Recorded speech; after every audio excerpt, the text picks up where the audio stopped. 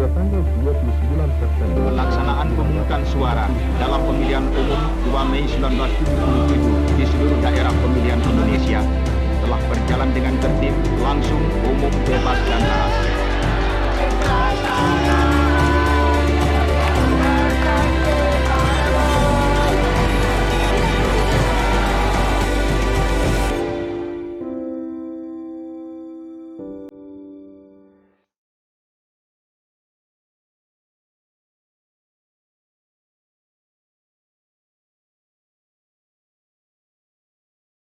Pemilu 1992 merupakan pemilihan umum kelima pada masa Orde Baru dan keenam dalam sejarah Indonesia.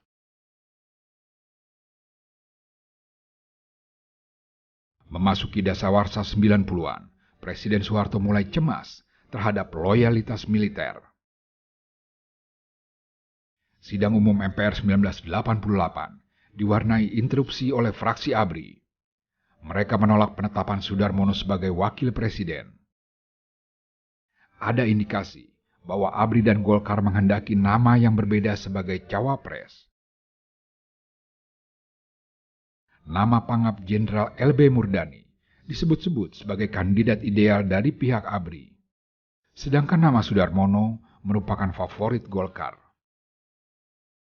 Jenderal Beni Murdani yang menjabat sebagai Panglima ABRI sampai diberhentikan karena dinilai menjadi sutradara dalam intrik tersebut. Diberhentikannya Jenderal LB Murdani sebagai pangap hanya berarti satu hal: Presiden Soeharto mencoba membatasi ruang gerak Beni.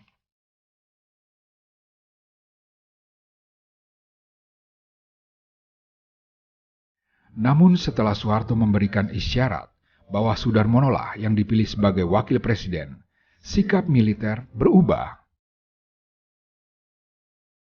Dan generasi muda TNI yang jenderal-jenderal ini semua melihat bahwa sikap mereka kepada Pak Harto makin kritis. Jadi dia mengambil sikap kritis kepada Pak Harto. Pak Harto menyingkirkan dia. Jadi Beni diberhentikan jadi Panglima ABRI, digantikan oleh Tri Sutrisno. Tapi Trisno juga dia dekat dengan Beni. Jadi juga sikapnya kepada Pak Harto juga kritis. Di tengah memanasnya hubungan antara Soeharto dan militer di tubuh Golkar, Partai Persatuan Pembangunan mencoba melakukan konsolidasi internal. Muktamar kedua P3 yang digelar Agustus 1989 berakhir dengan pergantian pucuk pimpinan dari Jailani Naro ke Ismail Hasan Metariom, atau yang akrab disapa Buya. Dan di kubu Partai Demokrasi Indonesia, Suryadi masih menjadi orang nomor satu di PDI. Ia pun masih mendapat dukungan dari putra-putri Soekarno. Segala pembatasan terhadap ruang gerak partai dilakukan. Meski tidak ada perubahan undang-undang, tetapi calon anggota DPR diwajibkan menjalani penelitian khusus atau litsus. Litsus berfungsi sebagai mekanisme kontrol dari rezim penguasa terhadap proses rekrutmen elit politik dengan menerapkan kualifikasi bersih lingkungan, ideologi, dan keterkaitan dengan organisasi terlarang. Penelitian khusus ini merupakan kekuasaan lembaga pemilihan umum di bidang keamanan. Pelaksanaannya dilakukan oleh aparat berwenang yang terintegrasi aktif dengan pemerintah. Melalui mekanisme litsus, rezim Orde Baru menyeleksi agar para anggota parlemen terpilih hanya terdiri dari loyalis penguasa Orde Baru. Pemilu 1992 diadakan pada tanggal 9 Juni dengan biaya 199,8 miliar. Meski didera konflik internal, golongan karya masih tetap menjadi jawara dengan perolehan 70,5% suara, turun 4% dari pemilu sebelumnya. Peringkat kedua diduduki P3 dengan perolehan 17% suara, naik 4% dari pemilu sebelumnya. Meski menduduki posisi buncit, PDI berhasil meningkatkan suaranya hingga 4% menjadi 14%. Begitu pula untuk perolehan tempat di DPR. Dari 40 kursi pada pemilu 1987 menjadi 56 kursi. Peningkatan perolehan suara PDI disebabkan partai ini sukses menggayat pemilih muda. Pada pemilu 1992, terdapat sekitar 17 juta suara pemilih menengah dan pemula.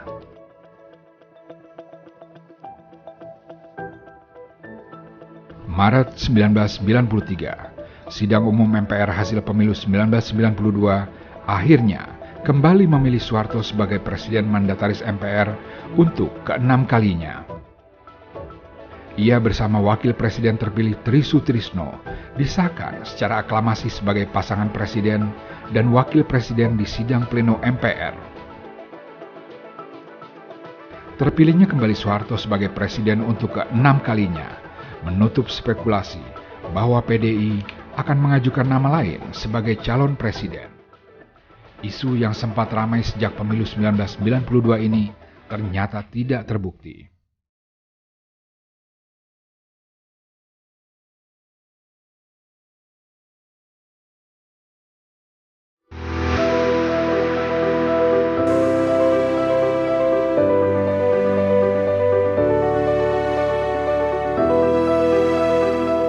Turunnya suara Golkar pada pemilu 1992 tidak bisa diabaikan begitu saja oleh pengurus Golkar. Pasca pemilu 1992, Golkar mulai mencitrakan sebagai partai yang didukung oleh orang sipil dan dekat dengan kalangan Islam. Harmoko pun terpilih sebagai ketua dalam Munas Golkar 1993. Jadi Munas Golkar tahun 93 itu sebetulnya mengindikasikan bahwa kekuatan TNI sudah tidak lagi berkuasa dalam tubuh Golkar. Dan Pak Harto menempatkan Pak Habibie menjadi ketua dan pembina. Artinya apa? Ada tugas untuk menghijaukan Golkar. Terbaca sekali. Harmoko merupakan ketua umum ke-6 Golkar dan orang non-militer pertama yang menduduki jabatan tersebut. Sebelumnya, posisi ketua selalu berasal dari kalangan militer. Penetapan Harmoko sebagai ketua umum sempat menuai polemik. Komentar dan nada menentang muncul dari sebagian pihak yang menginginkan ketua umum Golkar berasal dari pensiunan perwira militer, seperti yang selalu terjadi sejak Golkar didirikan pada tahun 1964. Dalam struktur kepengurusan Golkar juga terjadi perubahan. Terdapat tokoh-tokoh dari Nahdlatul Ulama plus putra-putri Soeharto yang mulai terjun ke dunia politik. Bagaimana Pak Harmoko waktu itu diperkuat juga dari putra-putri Pak Harto. Situ Mbak Tutut masuk, Bambang Tri masuk dalam DPP ya. Lahir pada rezim Orde Baru, PDI yang kental dengan semangat ideologi Soekarno kerap diintervensi pemerintah. Partai berlambang banteng itu juga berkali-kali mengalami konflik internal.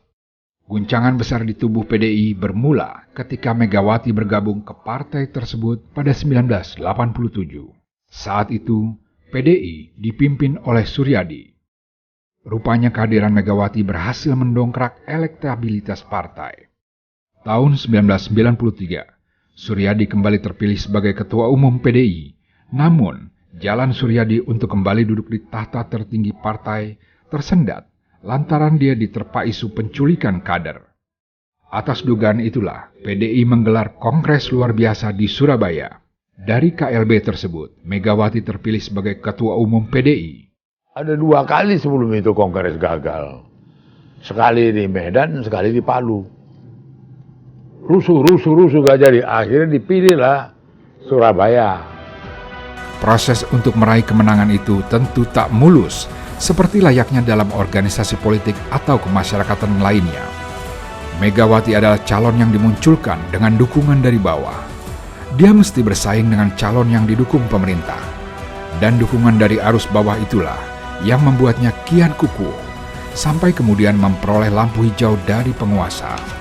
Akhirnya jam 10, sebelum ditutup ke jam 11, kita bikin press conference. Dan kebetulan pemilihan udah selesai sebelumnya, sebelum rusuh itu. Oh ya udah pemilihan, jumlah suara yang memilih Mega lebih banyak daripada yang memilih Suryadi sama yang lain. Kita declare lah pada waktu press conference. Dengan ini kita nyatakan Megawati jadi ketua umum dengan jumlah mayoritas suara yang didapat. Terpilihnya Megawati itu dikukuhkan dalam Munas yang digelar pada 22 Desember 1993 di Jakarta. Megawati resmi menjabat Ketua Umum PDI periode 1993-1998. Namun baru 3 tahun berjalan, PDI menggelar kongres di Medan. Lewat kongres yang digelar 22 Juni 1996 itu, Suryadi dinyatakan sebagai Ketua Umum PDI masa jabatan 1996-1998. Dari situlah lahir dualisme kepemimpinan menghadapkan Megawati dengan Suryadi. Tetapi dalam hal ini penguasa tidak mengakui Mega secara penuh, setengah hati atau setengah dibuat-buat, masih mengakui Suryadi. Dibikin ambigu lah, dibikin banci lah.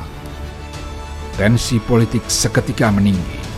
Dukungan untuk Megawati mengalir, utamanya dari aktivis dan mahasiswa yang menentang rezim Orde Baru pimpinan Soeharto. Jelang akhir Juli 1996, isu perebutan DPP PDI menguat.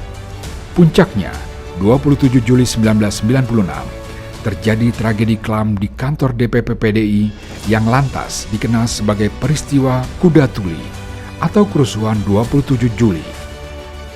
Bentrok antar kubu Megawati dan Suryadi tak terhindarkan. Sepanjang pagi hingga malam, kerusuhan pecah dan massa saling lempar batu. Komnas HAM melakukan identifikasi terhadap peristiwa tersebut. Berdasarkan catatannya, ada 5 orang tewas, 149 luka, serta 23 orang hilang.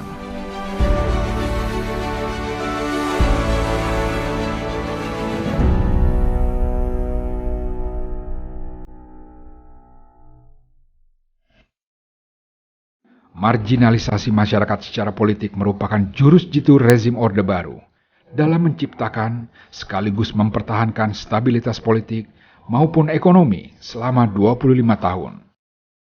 Namun cara ini akhirnya membuat publik jenuh dengan cengkraman penguasa Orde Baru.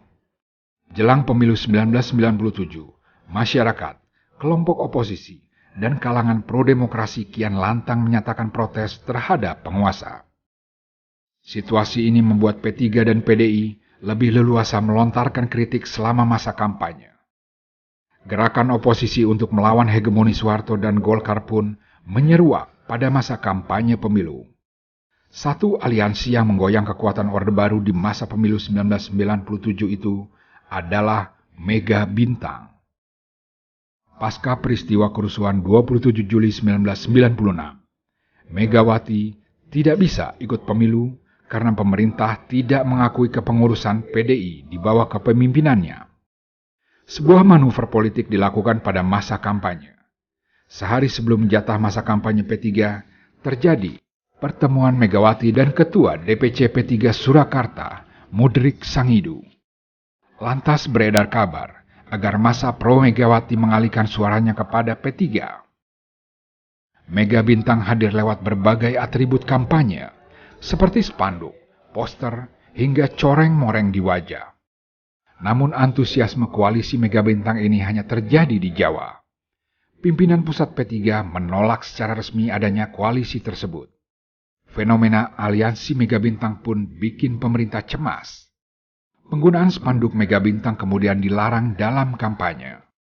Bagaimana ini supaya PDI yang direstui oleh pemerintah ini digembosin, ya kan, digembosin suara. Lalu pertanyaan kemudian, kemana suara PDI diadakan kemana, kan itu? Ya sudahlah ke P3 saja. Dan Mega Bintang bayangin saja waktu itu suara P3 itu sampai 89. Fenomena lain yang muncul pada pemilu 1997 adalah maraknya kekerasan politik yang melibatkan organisasi peserta pemilu dan antar massa pendukung. Kekerasan dan keberingasan massa meningkat kala kampanye memasuki putaran-putaran terakhir. Pemungutan suara diselenggarakan pada 29 Mei 1997. Golkar kembali ke puncak dengan perolehan suara nasional 74,51%. P3 berada di urutan kedua dengan 22,43%. Sementara PDI yang dilanda perpecahan internal merosot drastis dengan hanya meraup 3,06%. Usai pemilu, ketika DPR baru terbentuk, Indonesia dihantam krisis moneter.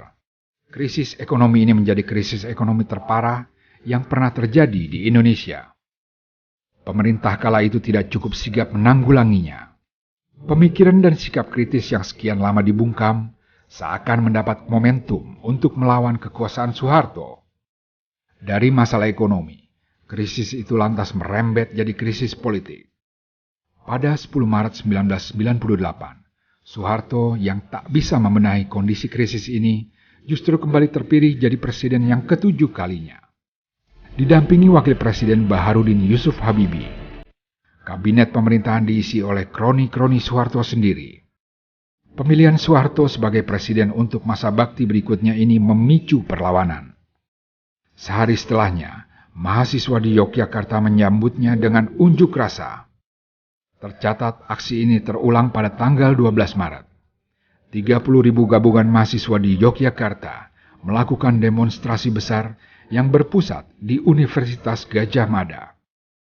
Pada waktu yang sama, aksi serupa juga terjadi di Jakarta, Solo, Medan, Bandung, Makassar, dan beberapa wilayah di Indonesia. Demonstrasi besar yang berkepanjangan dan mendapat dukungan besar dari seluruh lapisan masyarakat itu ditangani dengan ancaman dan represi oleh aparat keamanan. Bentrok antar massa aksi dan aparat tak terhindarkan. Sekian banyak korban berjatuhan, ratusan orang terluka, sebagian lagi gugur jadi martir perjuangan. Puncaknya 20 Mei 1998, gedung DPR RI diduduki ribuan mahasiswa.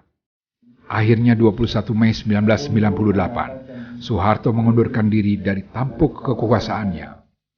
B.J. Habibie yang saat itu sebagai wakil presiden naik jabatan menggantikan Soeharto. Gerakan reformasi melahirkan babak baru sejarah Indonesia yang dikenal sebagai Orde Reformasi. 7 Juni 1999, Indonesia menggelar pemilihan umum legislatif pertama di era reformasi.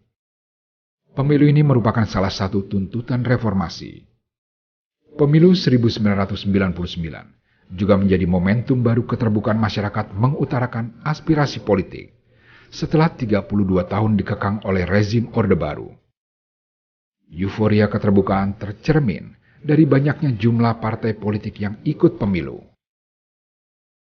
Semaraknya pendirian parpol baru ini berkat keputusan Presiden Habibie mencabut aturan sistem 3 partai dan pencabutan Undang-Undang Ormas 1985 yang mengharuskan setiap organisasi di Indonesia menerapkan asas Pancasila. Dengan adanya kebebasan untuk mendirikan partai politik, pada pertengahan bulan Oktober 1998, sudah tercatat sebanyak 80 partai politik dibentuk.